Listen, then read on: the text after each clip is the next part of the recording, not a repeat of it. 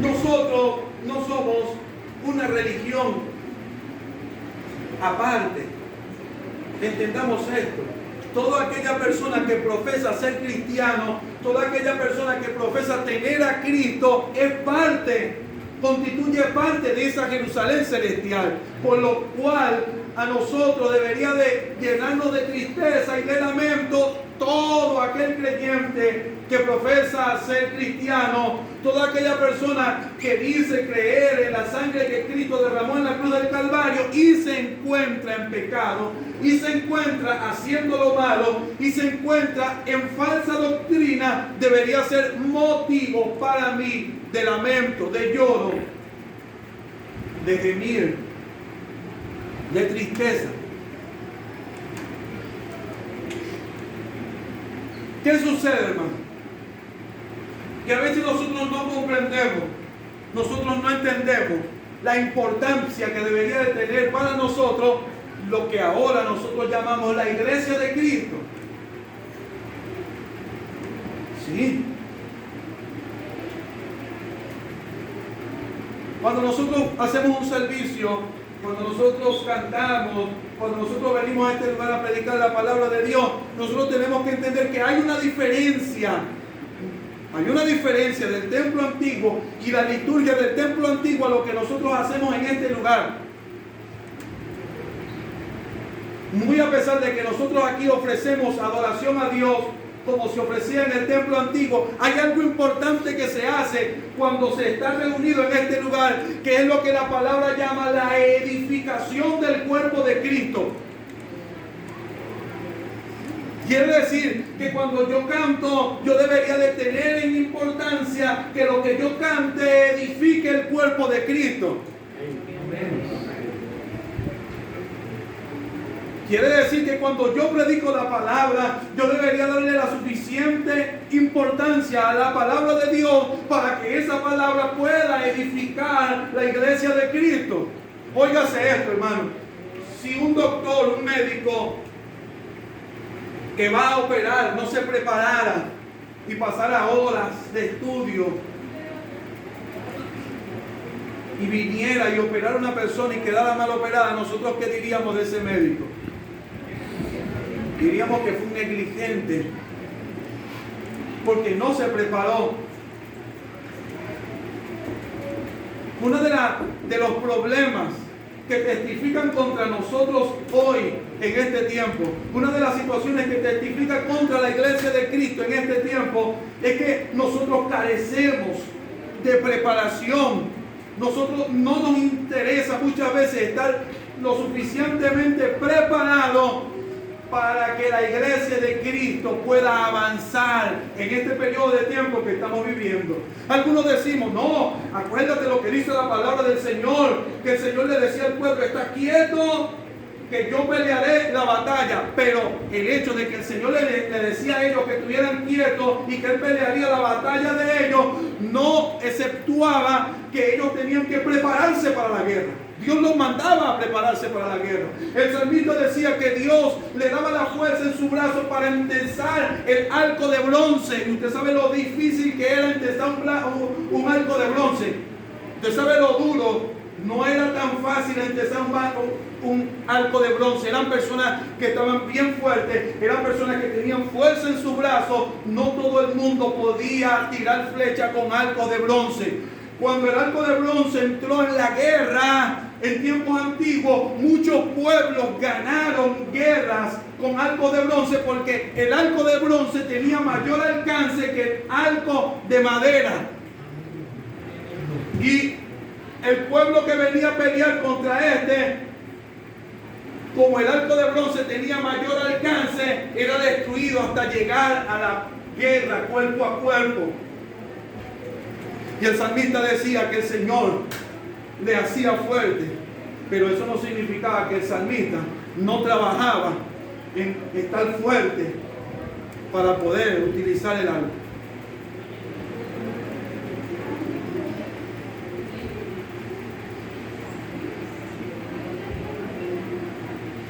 ¿Cuál es la preparación que nosotros tenemos hoy para enseñar a los niños? Pregunto. ¿Cuál es la preparación que nosotros tenemos hoy para predicar la palabra? ¿Cuál es la preparación que tenemos nosotros hoy para hacer la obra de Dios? ¿Qué importancia le damos nosotros a Jerusalén? ¿Usted sabe qué? Desde que la iglesia, porque lamentablemente eso ha estado pasando en muchos de nosotros, desde que nos encerramos en nuestros propios nichos y nos volvimos individualistas, se nos olvidó que lo que nosotros estamos echando hacia adelante es la iglesia de Cristo. No es esta iglesia, no es este local, no es la iglesia que dice ya fuera casa de Dios Betel, no, es la iglesia de Cristo. Es la Jerusalén por la cual nosotros tenemos que llorar, por la cual nosotros tenemos que sufrir. Fíjense usted lo que sentía el salmista que escribió allí, que dijo: bienaventurados los que tomaren tus hijos y los estrellaren contra la peña, bienaventurado el que te destruya, bienaventurado el que te arrase. Amén. Porque tú arrasaste la ciudad de Dios, porque tú destruiste al pueblo de Dios, hablándolo literalmente en aquel tiempo, pero hablándolo espiritualmente. Créame que sobre este mundo pesa un juicio terrible por hacerle estorbo a la iglesia de Cristo para que marche hacia adelante.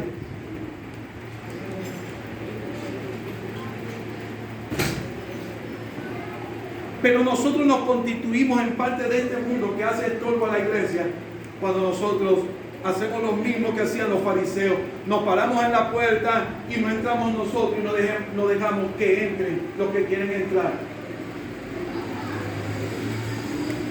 Cuando no lloramos nosotros por la iglesia, cuando no sufrimos nosotros por la situación que nos está rodeando, cuando comemos y bebemos tranquilamente sin importarnos lo que está sucediendo a nuestro alrededor, cuando no derramamos ni una lágrima, ni gemimos un poco por lo que está sucediendo con la iglesia, entonces para nosotros también es el juicio. En tiempo del mismo Ezequiel, el Señor le dijo que marcara en su frente a aquellos que gemían por el quebrantamiento, por la situación de Jerusalén. Los que gemían, no importa si eran viejos, si no eran viejos, no importa si era doncella o no era doncella, todos serían destruidos, todos aquellos que no gimieran y que no se dolieran por la situación de Jerusalén. Jerusalén es para nosotros hoy todos aquellos que creen en Cristo. Jerusalén es para nosotros todos aquellos que sirven a Dios. Jerusalén es para nosotros todos aquellos que están haciendo la voluntad de Dios. Y tiene que constituirse para nosotros en un propósito primordial, en una empresa importante, en una vocación. En intentar que la iglesia de Dios avance hacia adelante.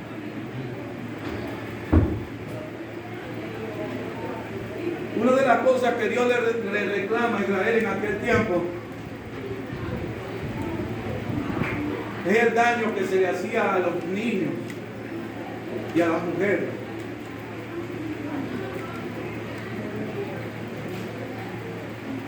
Y que sus hijos eran ofrecidos a otros dioses.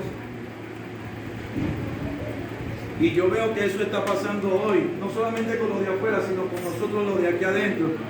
Cuando dejamos que nuestros hijos se hundan en la internet, en las películas, en los animes y en toda esta basura, cuando nosotros dejamos que nuestros hijos se hunden en esto y no hacemos nada por ellos, ¿cuáles son nuestros planes para que nuestros hijos busquen de Dios? Pregunto yo, ¿cuáles son nuestros planes para que nuestros hijos puedan conocer a Cristo? ¿Cuánto tiempo de oración estamos invirtiendo para que nuestros hijos puedan ser salvos? ¿Nos preocupa acaso que el niño de la escuela dominical está a punto de apartarse? ¿Nos preocupa acaso que el joven de la escuela dominical se está yendo? Oramos por el joven que está a punto de apartarse. Estamos orando. ¿Nos interesa acaso?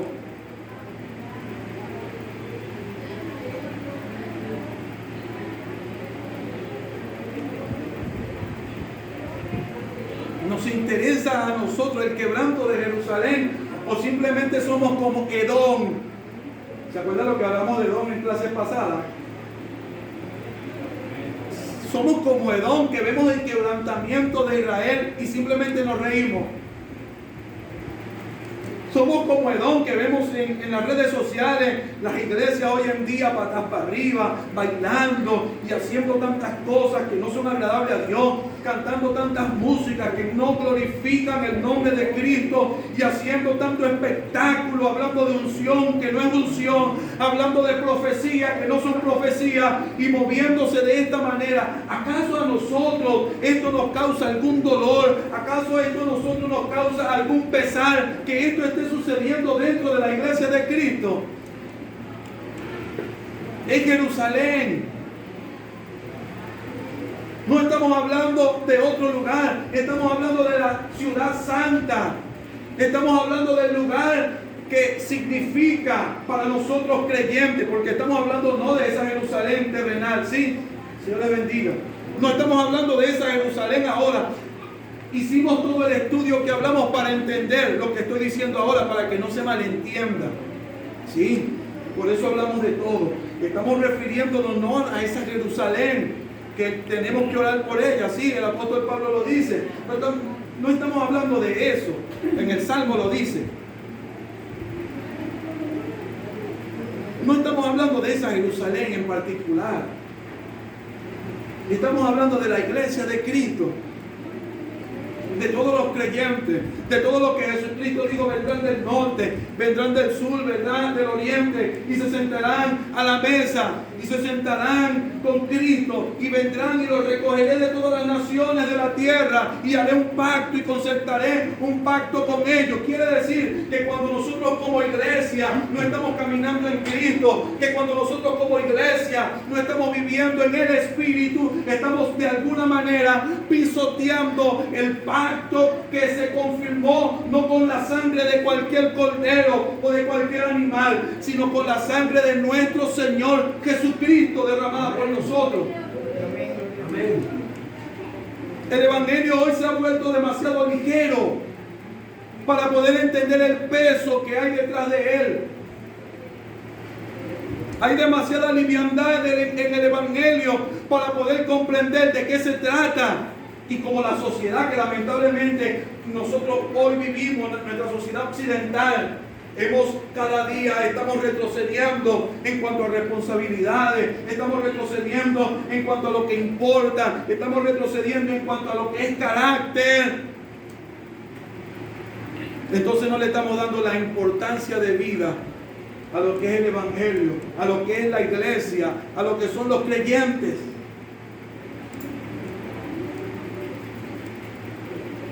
Dios nos amó tanto que dio a su propio Hijo para ganarnos. Dios amó tanto al mundo, amó tanto a su pueblo, amó tanto a su iglesia, que entregó su propio Hijo para nuestra salvación. La pregunta es, ¿nos interesa eso?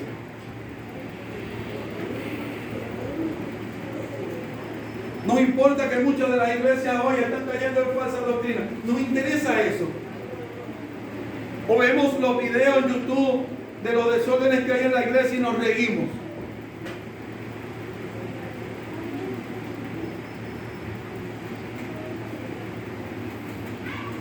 La pregunta es, si usted se ríe del desorden que hay dentro de la iglesia, ¿es usted parte de Jerusalén? Usted sabía que durante toda la historia de Israel han existido muchos judíos. No sé si será un fenómeno o esto pasará en todas las naciones, pero siempre los judíos han sido utilizados como un arma contra su propio pueblo. Usted sabía que en el tiempo de la Alemania nazi había una policía judía que perseguía a sus propios hermanos.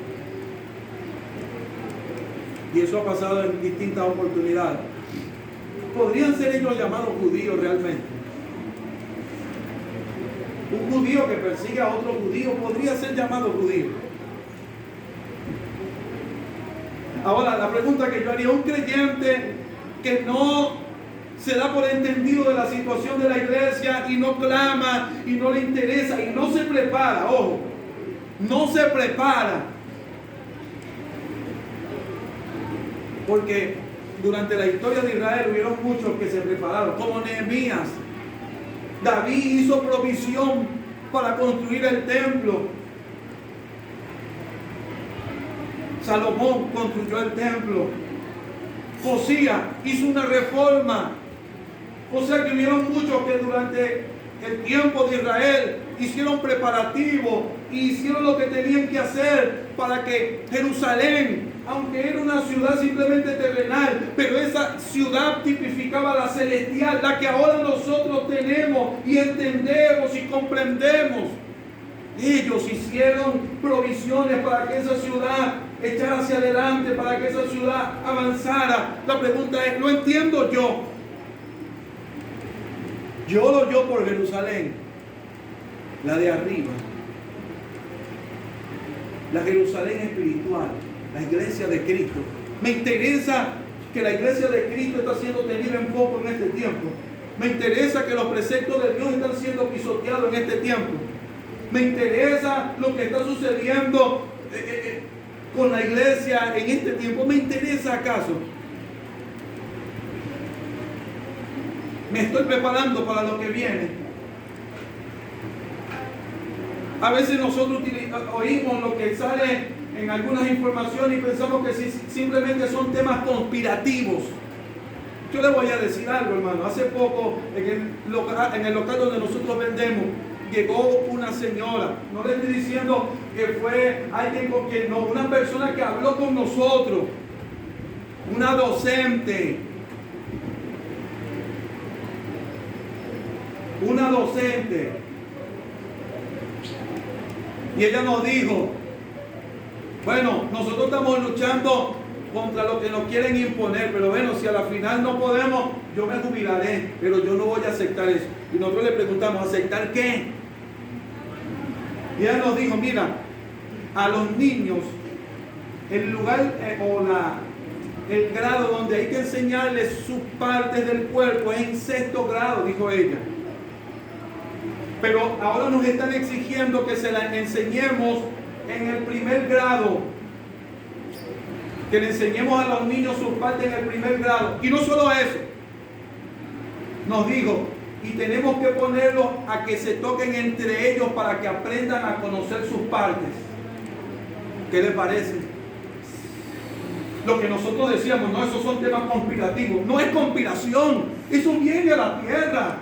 Porque usted cree que en Sodoma y Gomorra, desde el más pequeño hasta el más grande, persiguieron a los hombres para violarlos. ¿Por qué? Porque ya desde pequeños venían siendo abusados. Y la Biblia nos dice que sería como los días de Sodoma y Gomorra. La pregunta es, ¿qué estoy haciendo yo